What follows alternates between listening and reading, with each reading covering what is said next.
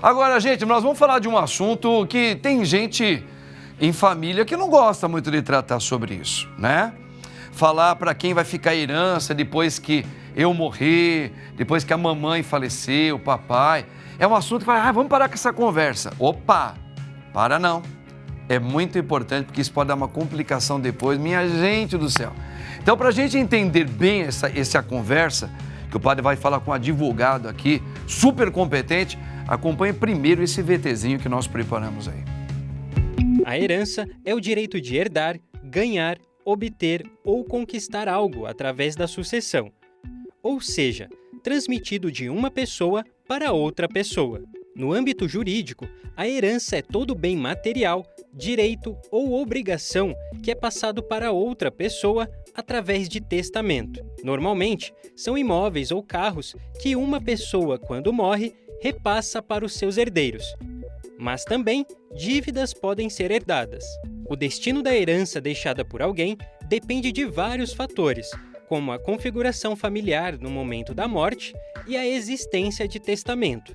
Mas quais são as regras e exceções para entender quem fica com os bens? Qual o processo para a partilha de bens? Hoje, no Bendita Hora, iremos falar sobre isso e muito mais. Fique com a gente!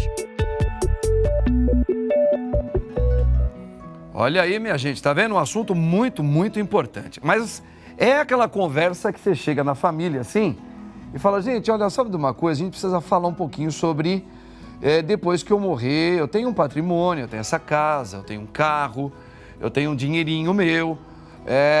Não fala sobre essas coisas não, porque isso aí só traz coisa ruim, hein? Você já tá fazendo, sei lá, tá pensando no meu enterro já? Não, minha gente, é porque a gente sabe que isso certamente vai dar problemas depois. E a gente nunca sabe quanto tempo a gente vai viver. Por isso, eu tenho a honra de trazer o doutor Issei Yuki, que é um grande advogado. Doutor Issei, muito boa tarde. Boa tarde, padre. Vamos tentar elucidar algumas dúvidas dos nossos amigos aqui. Bacana. O doutor Issei, acho que nada melhor do que o senhor mesmo explicar por que é tão importante, enquanto nós estamos por aqui, que vivemos em família, alguém é detentor de algum tipo de propriedade, alguma coisa assim, por que tem que preparar um testamento? Por que tem que pensar nisso? Por que é tão importante isso, doutor? É porque normalmente essa questão da herança, do direito sucessório, muitas pessoas não gostam de falar desse assunto, mas é necessário, né? Por quê? Obrigatoriamente, com o falecimento do ente querido, é obrigatório a realização do inventário. Uma das formas que você pode, assim, para minimizar a dor e a briga que normalmente existe a posteriori, é a questão do testamento, como o senhor falou. Mas mesmo com o testamento, tem que ser aberto o inventário. Entendi. Tá? Aí o testamento, como que a gente faz o testamento? Ele pode simplesmente ir até um cartório notarial, né? Ele faz a escritura lá, constando todos o patrimônio que existe, né, na família, e faz a divisão de acordo com a vontade do autor da herança. Só que não é simplesmente do jeito que ele entende que vai doar assim, eu tenho 3 filhos, eu não vou deixar para um filho em detrimento dos outros 2 filhos. Ele não pode fazer isso. Entendi. Tá? Ele tem que seguir as regras da legislação, né? Qual é o patrimônio existente e o que ele tem que deixar para os herdeiros legítimos, que a gente fala, né? Tá.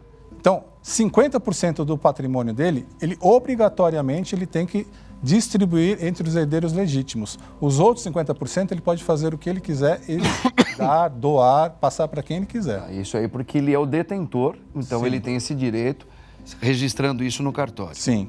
Tá. Por isso que é importante fazer primeiro esse determinado trabalho, que é registrar. Sim. Tudo aquilo que você tem como patrimônio, né? Mas isso independe da família. Por exemplo, eu sou pai, minha esposa faleceu, eu tenho propriedades, eu tenho 3 filhos. Independente do que um ou outro gostaria de ser herdeiro, sou eu que determino. O senhor que vai determinar lembrando daquele detalhe, ele só pode dispor de 50% do patrimônio dele sem ser o que cabe para cada herdeiro legítimo. Os outros 50% ele pode doar para uma instituição, para um outro filho, para um outro parente, a quem quer que seja. Mas os 50% do patrimônio, ele é resguardado para os herdeiros legítimos. Perfeito. Muito bem. Muitas vezes uma pessoa, ela é sozinha e conquistou alguns patrimônios, ele não tem filhos, né, ou teve, morreu, não tem irmãos próximos, não tem... Nesses casos, como é que faz? Uma pessoa, a gente tem um caso até um pouco, foi comentado, do grande artista Jô Soares, né? O filho dele morreu já há alguns anos, então ele não tinha uma esposa, não tinha etc e tal, que estava vivendo com ele. Nesses casos, ou não precisa dar o exemplo dele, mas casos parecidos como esse, como você pode preparar e fazer um testamento, ou se não fez, como é que fica isso? Mais uma vez, nós temos que resguardar os direitos. Se ele não tem descendentes, filhos, netos, bisnetos, tem que subir para os ascendentes. Se ele também não tiver pais, avós, bisavós, aí sim vão para os colaterais, os irmãos. Aí sim, irmãos, sobrinhos, tal. Não tendo nada, ele pode fazer um testamento e deixar para quem ele quiser.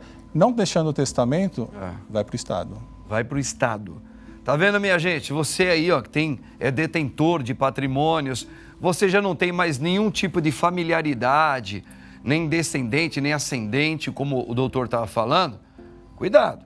A não ser que você esteja disposto a deixar para o Estado mesmo, tá ok? Tá certo que desse mundo aqui nada a gente vai levar, mas às vezes a gente pode deixar uma ajuda para alguma instituição, para alguém que você tem uma amizade, que de repente fala, olha, é um colega que eu tenho, um amigo, uma amiga, que eu sei que necessita, então você faz um testamento, né?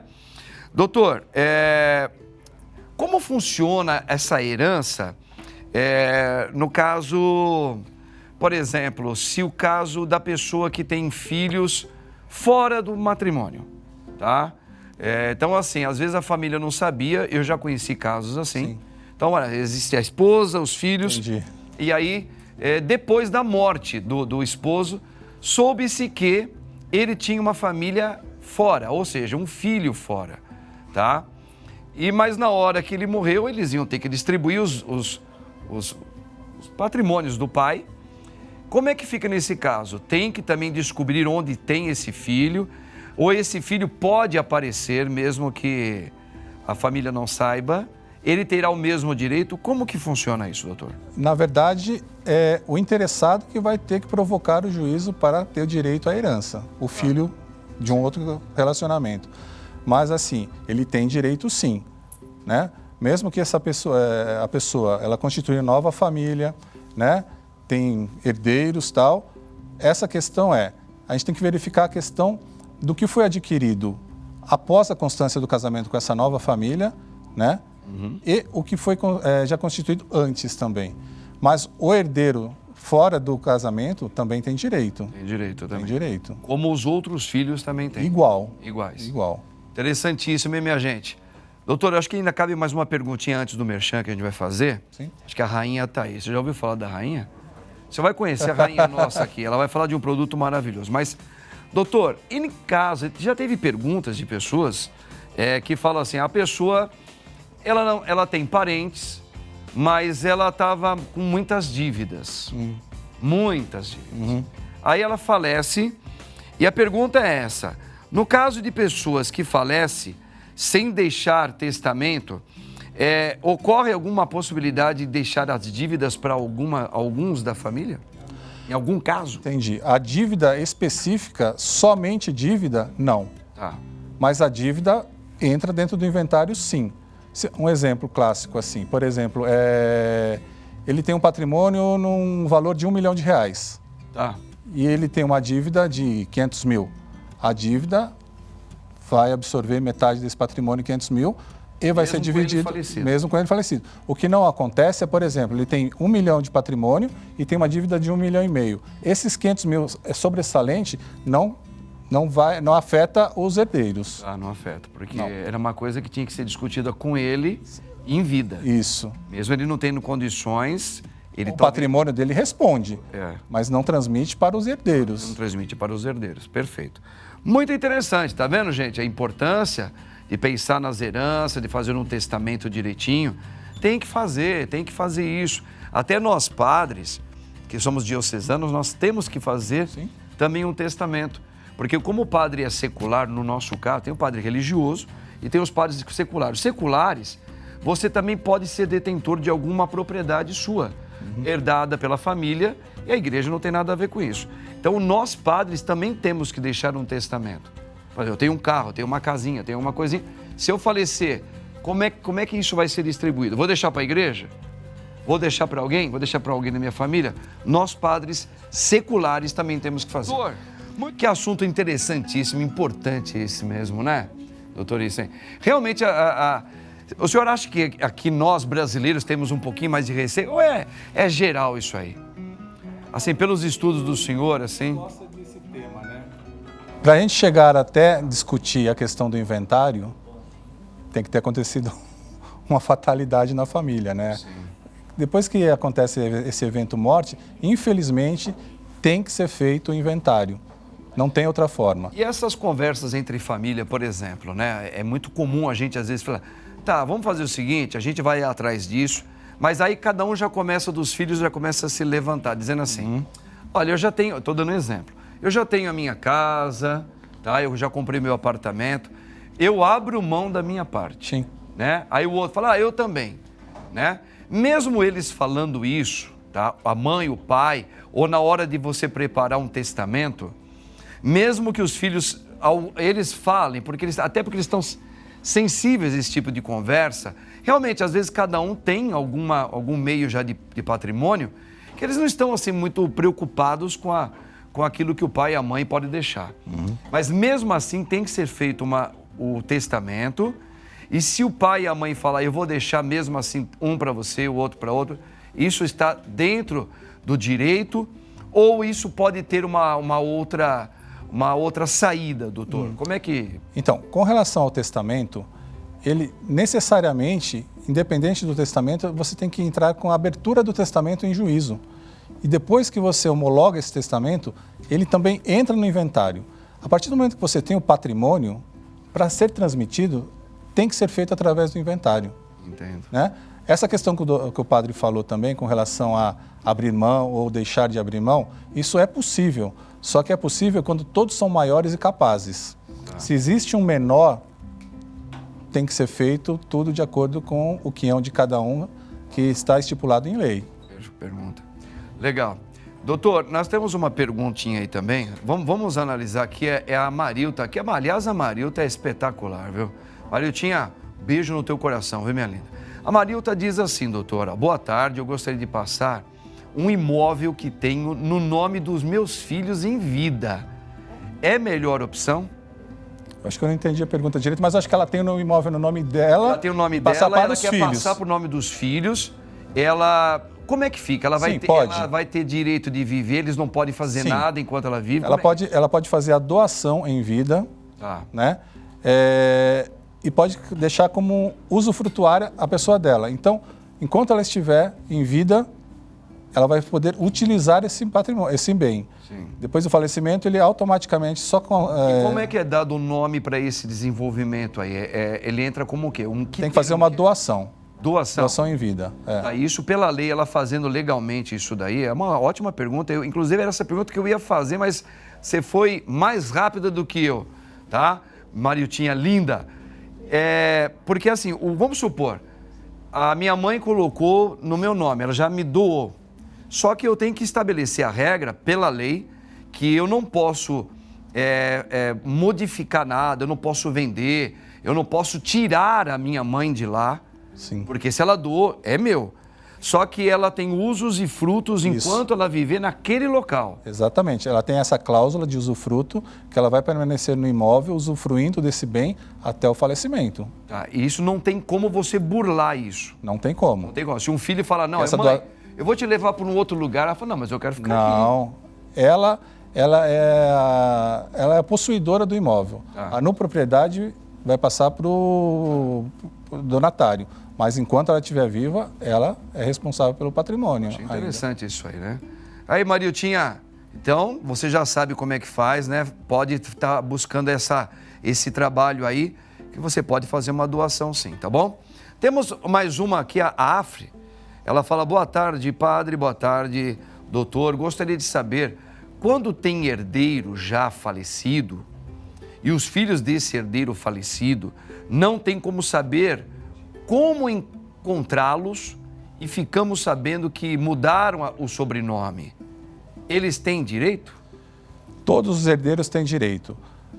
Naquela linha sucessória que eu falei para o padre. Ascendente vai ser o filho, o neto, bisneto. Toda essa cadeia tem que ser respeitada. Se o pai, o filho pai faleceu, automaticamente vai transmitir para o neto. Independente se ele não for localizado ou não. Por quê? Quando você ingressa com a abertura de inventário, você tem que colocar os documentos do autor da herança e dos herdeiros. Sim. Né? E na certidão de óbito consta que ele tem filhos. Se consta que tem filhos, a gente tem que localizar esses herdeiros para constar no inventário. Mas se a família achar que ela não vou fazer isso? Não tem como. O juiz não homologa, porque consta lá que ele tem filhos.